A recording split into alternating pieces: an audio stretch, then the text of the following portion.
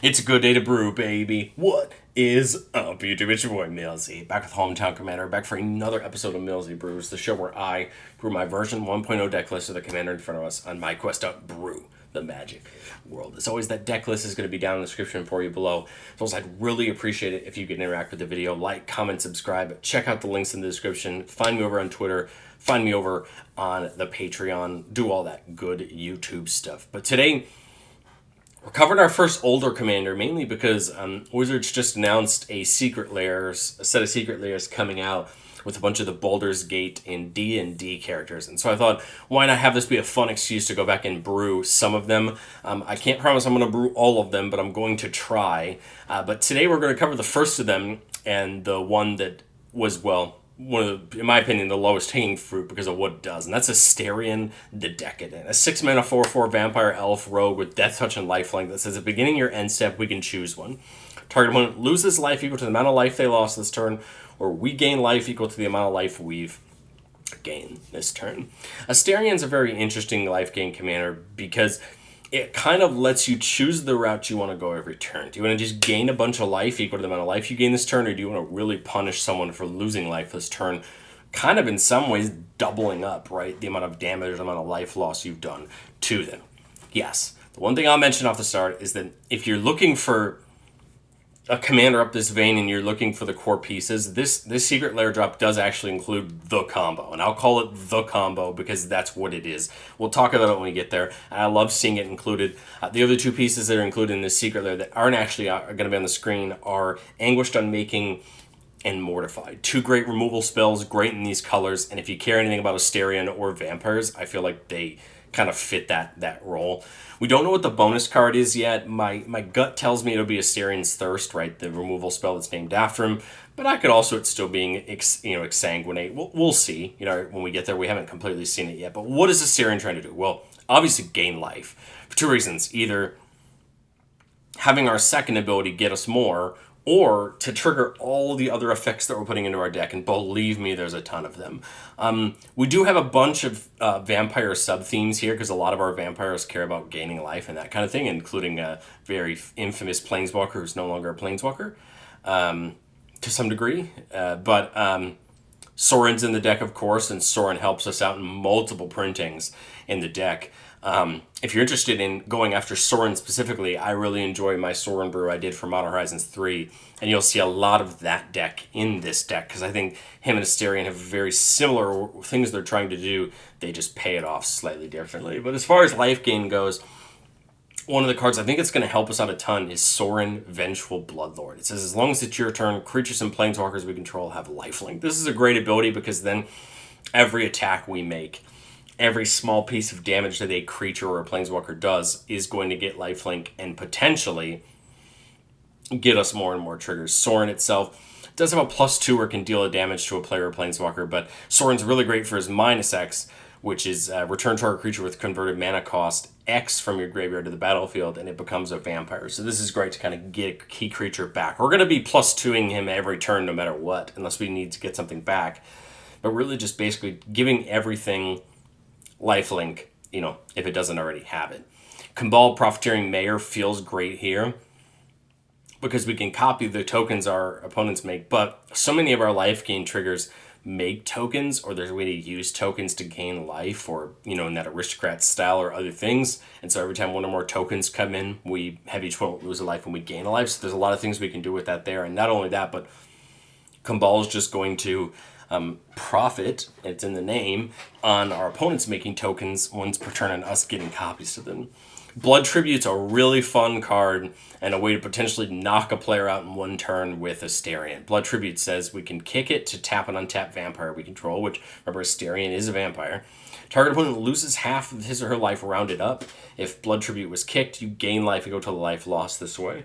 Effectively, what you would be able to do is Blood Tribute somebody for half their life rounded up, meaning it's always going to be more than half their life, and means that if on end step you made somebody lose life equal to the amount of life they'd lost this turn, they should lose the entirety of their life total.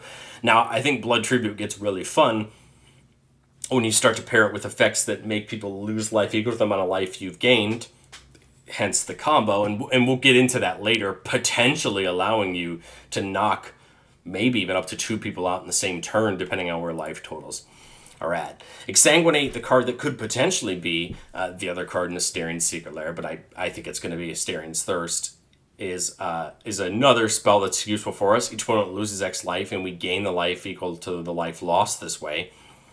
This is really fun because everybody's going to lose a ton of life. We're going to gain some life. We're going to end up getting triggers down, and now we have another 3 potential Astarion targets, at the end of turn for people to lose life. Bantu's Monument, we're playing a lot of creatures in the deck, so whenever we cast a creature spell, each opponent loses a life and we gain one.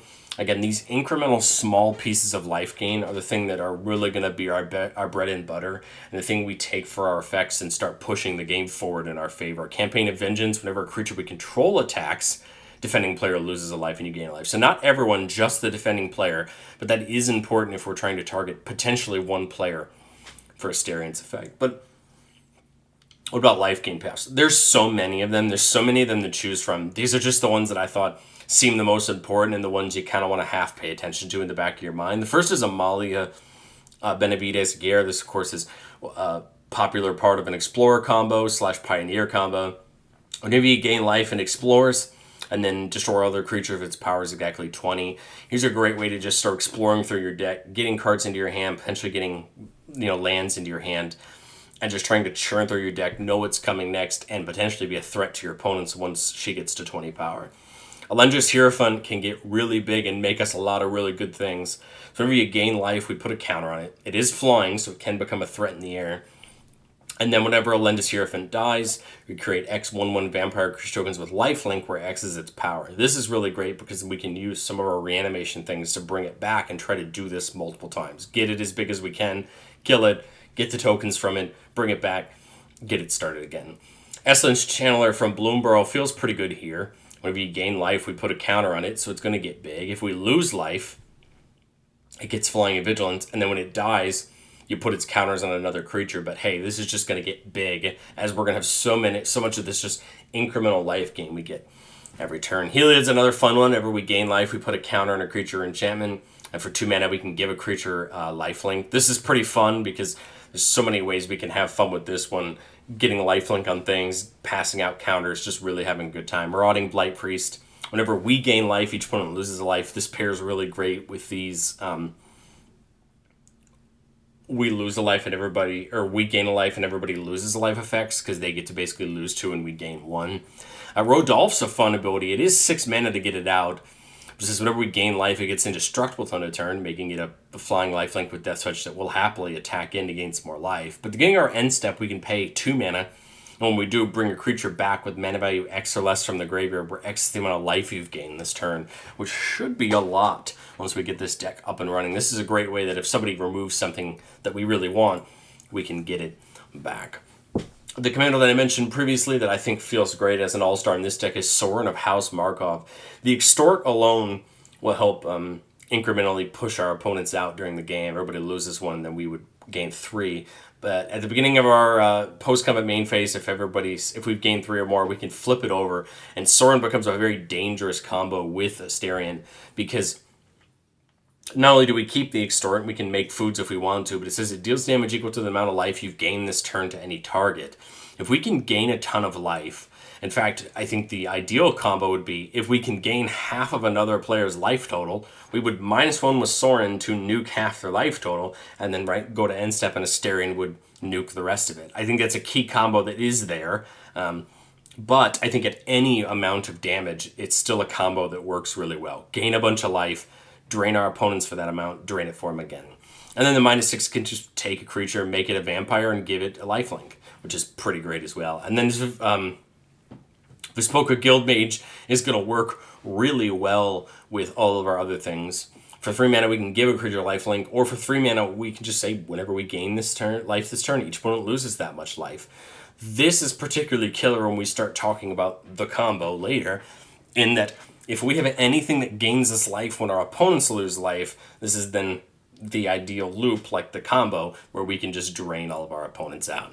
Voice of the Blessed is probably one of my favorite life gain payoffs, getting a counter every time we gain life. At 4 counters, it gets Vigilance and Flying, and at 10 counters, it gets Indestructible. It just becomes a huge threat that our opponents have to deal with. And then Cleric class, which is kind of like our mini Heliod. We get 1 extra life every time we gain life. We can go up to level 2 and get that Heliod effect to put a counter on our creature we control. And then at level 5, we get to reanimate something back and gain life equal to its toughness. So a lot of options there. I said we cared about vampires, and there's some fun vampires in the deck that really help us out. Charismatic Conqueror, for all that the card's actually worth in real life, is a great card, effectively becoming a blind obedience style effect to our opponents. Whenever an artifact or creature comes in under opponent's control, they can tap it. If they don't, we get a 1/1 with lifelink, meaning more lifelink triggers. Drana becomes a great creature to lead our horde forward, as when she attacks and deals damage, we put a counter on each other attacking creatures. She has First Strike. Generally what that's going to do is First Strike, put a counter on all the rest of our creatures that are already attacking, and now they become even bigger for our opponents to deal with. What I love with Drana is when you have these 1/1 white vampires with lifelink, now they're all 2/2s, we're gaining more life, and our opponents have to deal with more of that. Alenda says whenever another creature dies, we put a counter on it, and when it dies, we make that same amount of vampires equal to its power, just like with her Hierophant. The only difference here is she cares on creatures dying, whereas Hierophant cares on us gaining life. So the Hierophant's a lot easier to pay off than Alenda is, but Alenda is still very powerful, and if we can feed either of them consistently, we're going to get a lot of 1/1s that can help us on the road to our ability. Markov Baron is a 2/2 lifelinker that gives all of our other vampires a buff and is going to be a great piece for us as we get these 1/1s with lifelink to make them hopefully 2/2s or 3/3s, or whatever we can make them with all these abilities. Maverin Vane, whenever one or more non-token vampires attack, we make a 1/1. So Maverin doesn't even need to attack. We just need other vampires to attack, and we're going to get more of these 1/1s with lifelink. Sanctum Seeker is going to give us that incremental loss every time a vampire we control attacks. Each opponent loses a life and we gain a life just on attack, meaning the more of those 1/1s we have sitting around, the more life we're gaining before we even touch combat, before we even get into damage. We're already gaining and draining that much life, which could be very beneficial to us. And well, let's talk about the combo. If you've spent any amount of time in Commander on life gain decks, you know the combo. And that's the 2 cards here to the right. I include the card on the left because it's the same thing as one half of the combo, but the traditional combo is Exquisite Blood and Sanguine Bond, which both got these, I'll call them racy new arts in the D&D secret lair, but they're both key pieces, and I'm glad you got them in the same secret lair. Exquisite Blood says whenever opponent loses life, we gain that much life, and Sanguine Bond says whenever we gain life, target opponent loses that much life. These are key pieces to this deck, because if you get them out at the same time, it will allow you to drain all your opponents out for gain. But even one of these 2 pieces, I think, just quickly propels ourselves forward. What I like about Sanguine Bond specifically is if you think about it, each of these help with one half of Astarion's effect. If you want to do the first one to make an opponent lose life equal to the amount of life they've lost this turn, well then Exquisite Blood triggers, right, and gains us that much life. But if you want to just gain extra life with the bottom ability, you basically get to do the same effect with Sanguine Bond, and it'll just nuke somebody for that much life. I think that's why I like Sanguine Bond so much for Astarion, because if you really just want to gain that raw life, force your opponents to have to find a way to deal with just the raw amount of life you're gaining, you kind of get the best of both Astarion's effects, right? You get the life gain and you get the life loss at the same time. And I think that's interesting. Now, if your opponent's lost more life this turn than you've gained, well then clearly you want to do the first one. But what I like about that Sanguine Bond plus Astarion combo is you get to really get the best of both worlds and make sure that you're really hurting your opponents. But I've said it before on the show and I'll say it again. No deck's ever complete. This is my version 1.0 shot at it. I think there's a lot to learn with Astarion as we test it. In fact, in a lot of ways, I really only think 2 of the 3 cards on this screen would be worth me considering. The first is Boon Reflection, a card that says if you gain life, you gain twice that much life instead. That's a great idea for a card, long as it's gain more and more life, potentially getting more and more triggers. And then Greed, paying a mana and paying 2 life to draw a card is going to be nearly no cost once we get our life to a certain point. But what I think is interesting about a deck like this is I don't think it's these effects like Boon Reflection where we double the amount of life gain we really want. What I think we really want is more effects like Cliffhaven Vampire over on the left. Whenever you gain life, each opponent loses a life. I like the ability. I think Cliffhaven Vampire is way too expensive for that ability. But it's those specific abilities, those when we gain life, each opponent loses abilities, that become really important. We have a ton of them in the deck. If you want more of them, I still think it's worth bringing Cliffhaven in. But I think those are the abilities that are really going to help us take our game plan from just turtling up and dwarfing our opponents with the amount of life we have into a real cognitive strategy that's going to help us win the game. But let's get into our play test. Keeping a 3-lander with Essence Channeler, Twilight Prophet, one half of our combo, and Sorin. Twilight Prophet says that beginning our upkeep, if we have the City's Blessing, we can reveal the top card of our library and put it into our hand. Each opponent loses X and we gain X, where X is that spell's mana value. Great way to just draw some cards and take advantage of what's on the top of our library. Turn one we draw with Rodolph, and we'll get a land in here. My gut tells me almost I should put that Bajuka Bog in tapped here turn one. I know nobody has graveyards, but let's see if I end up regretting that. Turn two, we'll get the Channeler down. That's all we can do. Remember, Astarion is 6 mana.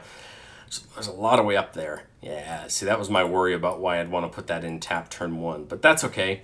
We're working our way up. Of course, no life gain yet, so it's not like we're really missing out on things.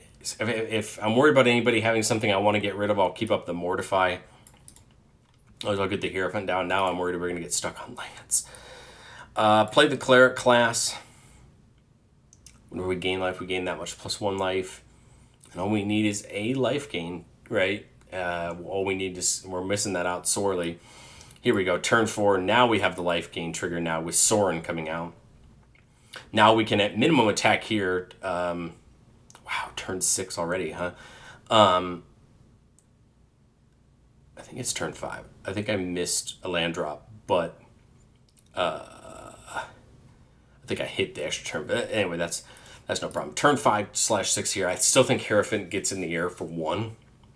And we can also adjust before combat, +2 to hit somebody for 1, to get a counter here, right? And get a counter here, because they both go off whenever we get. Now we have a 2/2 in the air and a 3/2 on the ground, right? Move to combat. Attack. Now they both have lifelink, so we're going to gain 2 and we're going to gain 3, and that means that we have 2 more of each of their triggers, right? They're each now going to get 2 more counters. So we gained 2 from that because of the Cleric class, 3 here, and added 1 plus the Cleric class. But now we're in a great space. Now these are getting bigger. We're starting to see our board state, get a little bit bigger. I think I accidentally did that. So we're going to do this. I believe this should be turn 6. I apologize if I completely messed this up. Astarion would make sense here. We're going to gain a lot of life. We could gain more. But we could also just as easily run out Sanguine Bond here and do the same thing. We are at 9 permanents, so we could also play Twilight Prophet to get that started. But I think Sanguine Bond makes the most sense. Tick up Sorin 2 to hit somebody for 1, which is going to gain us 2 because of Cleric class. Somebody loses 2, right? Because of Sanguine Bond. That again. Counter here. Go to attacks. Do the same thing in the air. Now this is a 6/5 on the ground. So even if this is truly turn 7, that's still a big attacker. They both have lifelink. Attacking again. 2 more counters here, and we would have gained 6 off of that one. So somebody's going to get nuked for 6. Same thing here. Somebody's going to get nuked for its power +1 because of Sanguine Bond. And now we have a decent thing going. If somebody removes either of them, we can get it back with Sorin, right? So there's the potentiality there. But otherwise, I think we're just looking to get any way to pair up. Obviously, half the combo if we can. Otherwise, I think Astarion just comes down next turn and starts threatening our opponents. So turn 7, I think I'm just going to play Astarion. I can't. I don't have my 6 mana, do I? I don't know why I thought I was at 6. So we'll just play Twilight Prophet. I apologize. I don't know why I thought I was at 6. 1, 2, 3, 4, 5. Who knows? One of those days, I guess. And again, shoot somebody with Sorin. 2 life gain, 2 life lost. Right, and a counter here at each of these. Again, take another big attack. Again, our opponents are dealing with it more and more. They got to find a way to remove either of them, and Sorin exists as a way to get them back if they do. Again, we kind of might want to get rid of the Hierophant if we can. I just have no sack outlet to do it quite yet, but I would love to. But at the start of our turn 8, we're going to reveal the top card. It's a blind obedience. Everybody takes 2 and we gain 2. Draw for turn. Weirdly, we haven't hit that 6 land, but that's okay. I think this engine exists pretty good at the moment until we hit that 6 land. I don't know, it feels awkward to not hit it, but hey, it happens, especially in a white-black deck where we don't have like that, that natural green ramp. Let's get into Playtest 2, keeping a 3-lander with Heliod, Exquisite Blood, Bastion Remembrance for some Aristocrats payoffs, and that Champion of Vengeance. Oh, there we go. We see Dark Ritual. This is a way to potentially get our way towards getting Astarion out right quicker. But there we go. Turn 1, we'll just play the land. Turn 2, play the plains. I don't see me having really anything too good to do here on turn 2. I could Dark Ritual and go up to 4 mana, but I don't think it's worth it. I'd kind of rather wait and use it in case I need to get, Astarion out. 3 here, I think, for Bastion to make that 1/1 soldier. That we have a blocker if need be, and then whenever a creature dies, now we're gonna gain a life. I think next turn we can deploy that Courtyard and play Astarion, or we can just try to continue setting up. We'll see what we draw. So like I said, I can play the Courtyard, play the Dark Ritual, and play Astarion this turn. Or I could get that in tapped, play Heliod.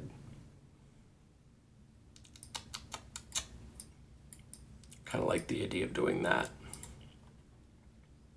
Getting Astarion down, getting it going. Can't attack this turn. I doubt the 1/1's going anywhere. So on turn 5, we're putting that Fortress in tapped. Now Astarion's going to attack, so I think Heliod doesn't seem too bad here. Or we could get the Exquisite Blood down to gain some life. Decisions. I think I'm going to get Heliod down. And then we should be able to get Cruel. But that came in tapped. So go to combat, attack with Astarion. Astarion will gain us 4 life. Heliod's going to go off. We'll put a counter on it. And then I think we just choose to gain that 4 life. Again, I don't really see a good, a good outlet there. But now turn 6 with Heliod needing, 3 more white pips to be a creature, which is going to be a little bit tough to get. Sanctum Seeker could get us some added life gain this turn. Champion of Vengeance could as well. Exquisite Blood could start getting us some life back. I don't know. Everything kind of feels a little awkward this turn. Restless Fortress could get us there. I think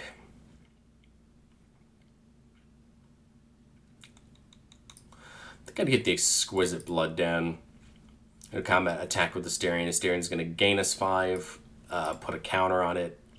So when they lose that 5, we're going to gain 5 again. So we're up to 10 life that we've gained this turn. That's going to put another counter on Astarion. And then I'd move to end step and probably just, hit that person I hit for, 6. Hit them for another 6. Moving to turn 7, we see Lunar Convocation. If we've gained life this turn, each opponent loses a life. And at beginning or end step, if we've gained and lost life, we get a bat.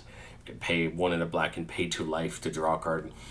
Which I don't hate the idea of here. I'm just not seeing anything that I'm in love with. This gets me another white pip for the purposes of trying to make Heliod a creature. But I think I would just do it. Pay 2 life to draw a card. We'll get a land. Pretty sweet. I'm kind of thinking about doing it again. Because I kind of just want to get into more things, right? Move to combat. Astarion's going to attack. Hit somebody for 7. We're going to gain 7. Heliod goes off. I just probably put the counter again on Astarion. And moving to the end step, we have gained a life this turn. Each opponent loses a life. We've gained and lost. We make a bat. Right? And then we'll have gained a bunch from Exquisite Blood. Again, just probably hit the person who Astarion hit for the life loss. I think we're pretty darn close to getting even Heliod himself to be a creature.